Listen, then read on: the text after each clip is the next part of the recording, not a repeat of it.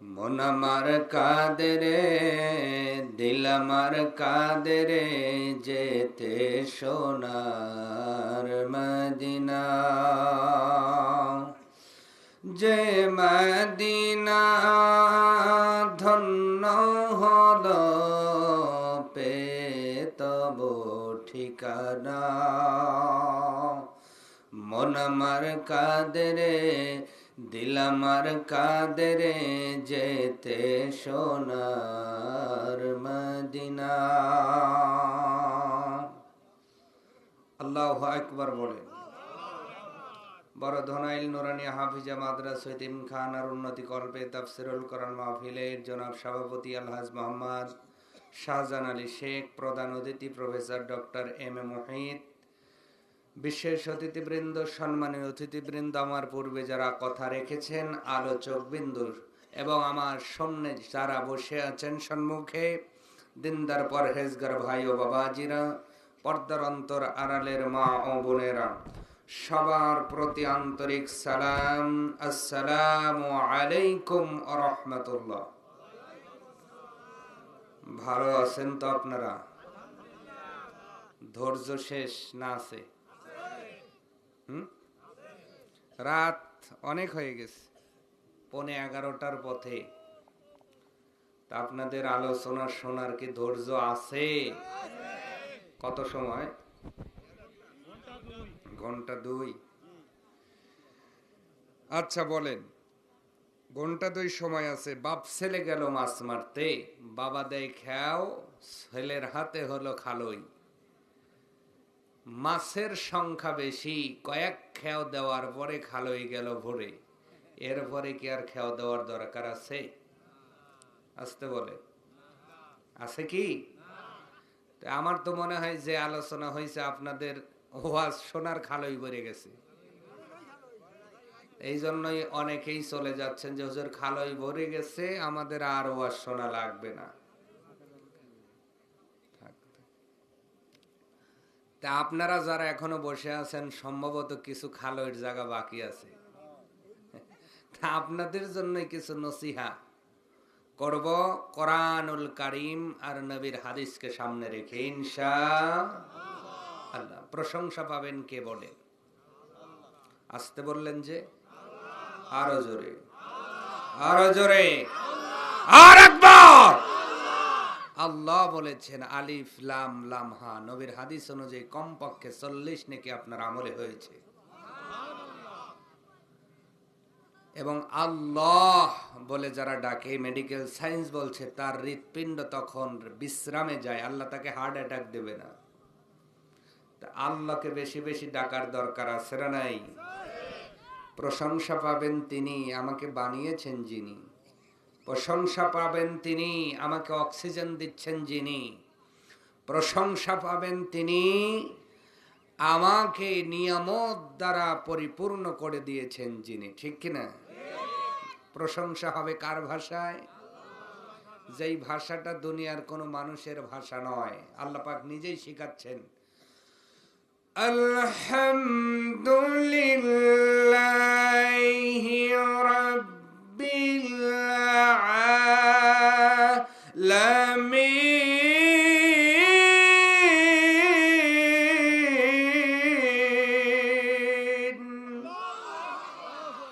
আল্লাহ রাব্বুল আলামিন বলছেন, বান্দা বান্দি, তোমার নিজের ভাষায় যদি আমার প্রশংসা করতে যাও, তোমার জীবন ফুরায় যাবে। জমিনটা খাতা নামক জমিন শেষ হয়ে যাবে, সমুদ্রের পানি নামক কালিটা শুকিয়ে যাবে, গাছগাছরা কলম নামক গাছগুলো ক্ষয় হয়ে যাবে।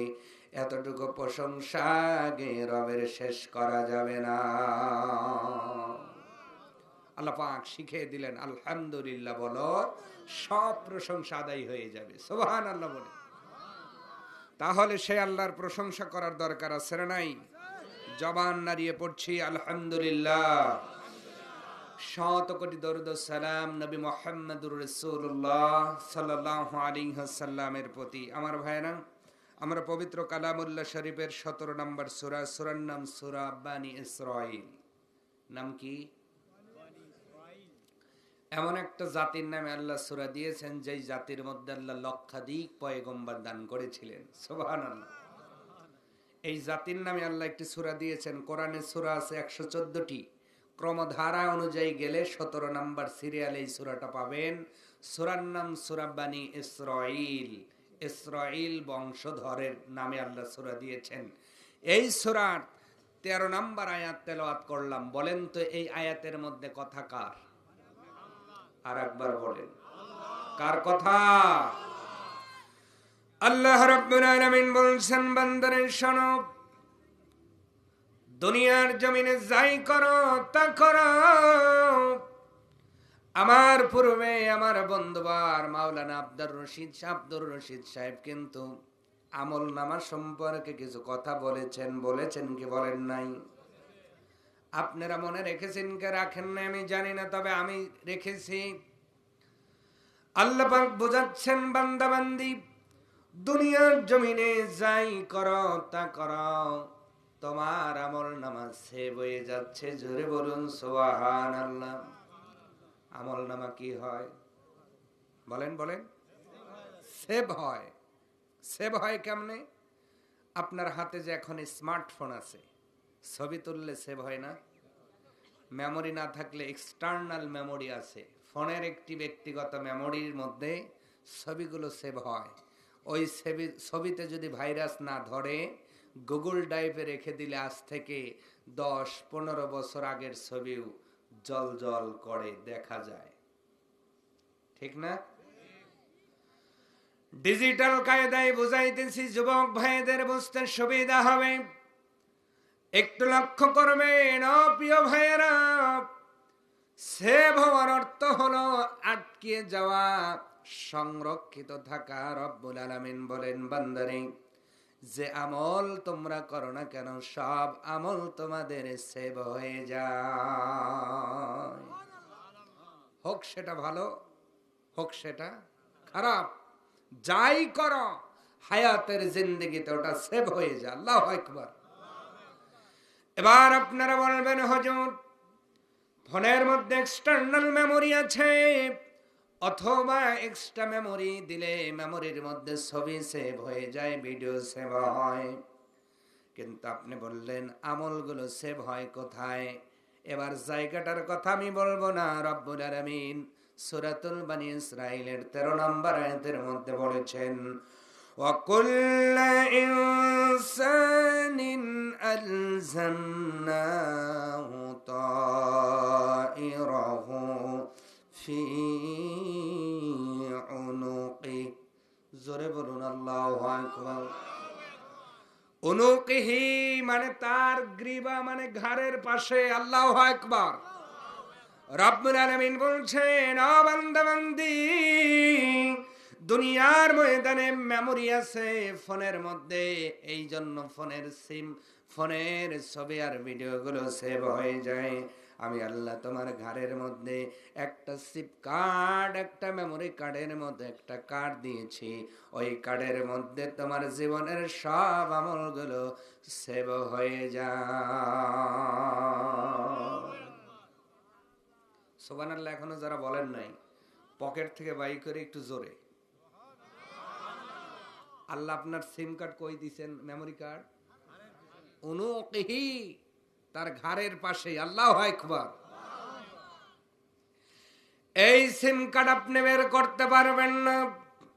আজকের প্রধান অতিথি প্রফেসর ডক্টর এম.এ. মুহিত, উনি তো চক্ষু বিশেষজ্ঞ, আবার যিনি সার্জন, এই ডাক্তার দ্বারা আপনি ঘাড় অপারেশন করলে এই মেমোরি আপনি খুঁজে পাবেন না।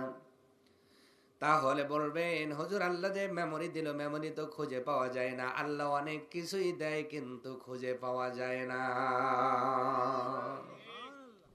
আল্লাহ অনেক কিছুই খুঁজে পাওয়া যায় না, বলবো তার ভিতরে একটা হলো রূহ।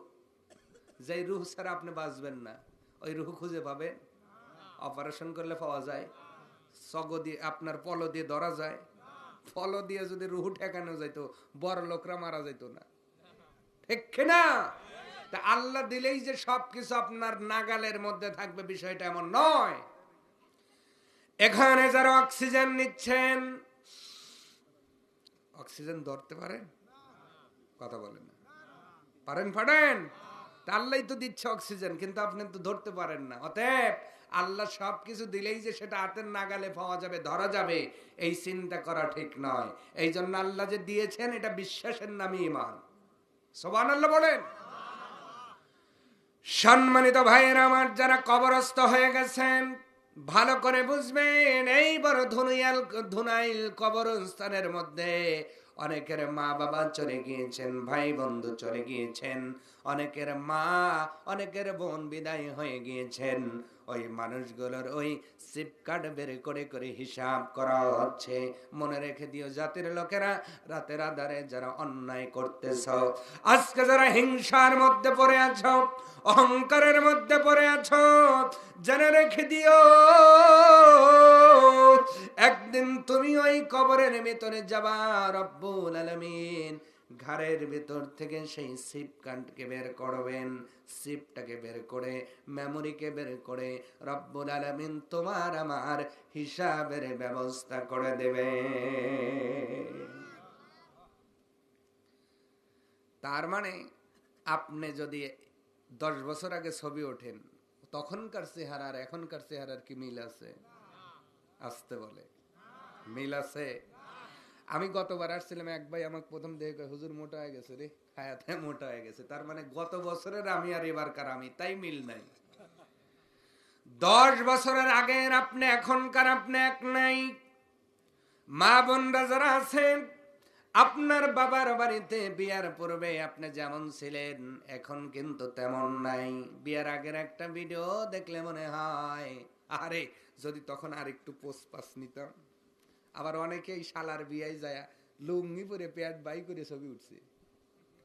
এখন কি আর ওই ছবি বদলানোর কোন কায়দা আছে? কথা কয় না।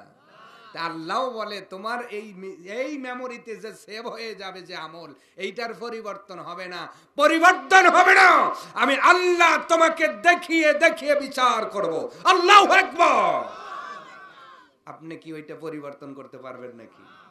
অতএব যাই করি হুঁশিয়ার হয়ে করতে হবে, ঠিক কিনা? আজকে যারা পক্ষে আছি মাদ্রাসার, তাদেরটা উঠতেছে, যারা বিপক্ষে অবস্থান নিয়েছি তাদেরটাও, আমি কি খারাপ বললাম? উঠতেছে কি উঠতেছে না? দিয়েছেন কে? Auto save, auto save. সুবহানাল্লাহ। আল্লাহ রাব্বুল আলামিন বলছে, বান্দারে শোনো, এই যে সিপ কার্ড দেওয়া হলো, মেমোরি কার্ড দেওয়া হলো, এই যে ক্যামেরা চলতেছে, ক্যামেরার মধ্যে মেমোরি আছে, এটা প্রতিদিন আপনার আপলোড করা হয়। ছেলেটা নিয়ে যে কম্পিউটারের মধ্যে যখন সিপ কার্ড, মেমোরি কার্ড ঢুকায় দেয়, সাইফুদ্দিন যা আলোচনা করেছে সবগুলো আপলোড হয়ে আপনার ডাউনলোড হলো। এরপরে আবার আপলোড দেওয়া যাবে। আমার ভাইয়েরা, ডাউনলোড করা হলো। রব্বুল আলামিন বলছেন, আমি যে বান্দা বান্দির ঘরের মধ্যে মেমোরি দিলাম, এই মেমোরি আমি আল্লাহ কোন দিন বের করব, সেই দিনের কথা রব্বুল আলামিন বলে দিলেন, ওয়া নুখরিজু লাহু ইয়াউমাল কিয়ামা। আমি আল্লাহ কিয়ামতের দিন বান্দা বান্দির ঘর থেকে ওই আমি আল্লাহ মেমোরি বের করে নিব। সুবহান। কিয়ামতের দিন আল্লাহ যে বের করবেন। এবার অনেকের কথা হলো, হুজুর কিয়ামত পর্যন্ত তো যাওয়া লাগবে না, কবরে যাওয়ার পরে আমি পচে যাব, গলে যাব, ঠিক কিনা? অনেকের চিন্তা আছে না নাই? কবর দিলে মানুষ কি হয়? পচে যায়। পচে না? গলে যায়। হাড্ডি মাংস আলাদা হয়। তা আপনাদের এখন প্রশ্ন হতেই পারে, হুজুর তাহলে গাড়ি তো নাই, মেমোরি কোন জায়গায়? বলবেন না আপনারা? এই জন্য কোরআন তাফসীর সহ বুঝতে হবে। সম্মানিত ভাইয়েরা আমার, মানুষের শারীরিক ডিস্ট্রয় হয়, রুহের কোনো ডিস্ট্রয় হয় না। এই শরীরটা আল্লাহ পাক আবার কিয়ামতের দিন বানায় দিবেন। কুবুর বুসিরাত, কবর যখন আপনা আপনি ওপেন হয়ে যাবে, সব কবর থেকে কিন্তু মানুষগুলো উঠে যাবে। রব্বুল আলামিন কিয়ামতের দিন ওই মানুষগুলোর ঘাট থেকে মেমরি বের করবেন। বের করার পরে আল্লাহ রাব্বুল আলামিন বলবে, বান্দারে এবার তোমারটা তুমি পড়ো। ইকরা কিতাবাক, তোমার কিতাব, তোমার আমল নামা তুমি পড়ো। আওয়াজ করে বলা যায় না সুবহানাল্লাহ? কে বলবেন? কে বলবেন? আল্লাহ রাব্বুল আলামিন বলবে, বান্দা রিড, পড়ো পড়ো, তোমার আমল নামা পড়ো। আজকে ফেরেশতা পড়বে না, কারণ তোমরা বড় ধুনাইলের মানুষগুলো বড় চালাক। সকালবেলা একটা কাজ করো, বিকালবেলা সই দাও না। কথা বলে না, এমন লোক আছে না নাই? দুপুরবেলা কাজ করে, সন্ধ্যাবেলায় স্বীকার করে না, আছে না নাই? আল্লাহ পাক বলবে, ইকরা কিতাবাক, তোমার কিতাব এবার তুমি পড়ো। ফেরেশতারা বললে তুমি লোকমা দিবা। আল্লাহ এটা করি নাই, ওই জায়গায় যাই নাই, হিংসা করি নাই, রাহাজানি করি নাই, ছিনতাই করি নাই, ডাকাতি করি নাই, চুরি করি নাই, বাটপারি করি নাই, আল ঠেলি নাই। আমি ফেরেশতার খালাতো ভাই ছিলাম আল্লাহ। এই জন্য আল্লাহ কইবা, আজকে তোমারটা তুমি পড়ো। বান্দা যখন কিতাবটা পড়বে, বড় আশ্চর্যিত হয়ে যাবে। ও পৃথিবীর মানুষ, আল্লাহ রাব্বুল আলামিন সূরা কাহাফের 49 নম্বর আয়াতের মধ্যে সেই আশ্চর্য হওয়ার কথাটা তুলে ধরে বলেন, বান্দারে শোনো, মানুষগুলো এই দিন নিজের আমল নামা পড়বে আর বড় আশ্চর্যিত বিস্মিত হয়ে যাবে। তারা বলবে, হায় হায় মালি হাজাল কিতাব, এটা এমন একটা কিতাব যার মধ্যে সগীরাতান আও কাবীরা, ছোট এবং বড় সব আছে, এক বিন্দু বেশিও নাই, এক বিন্দু কম নাই। সুবহান।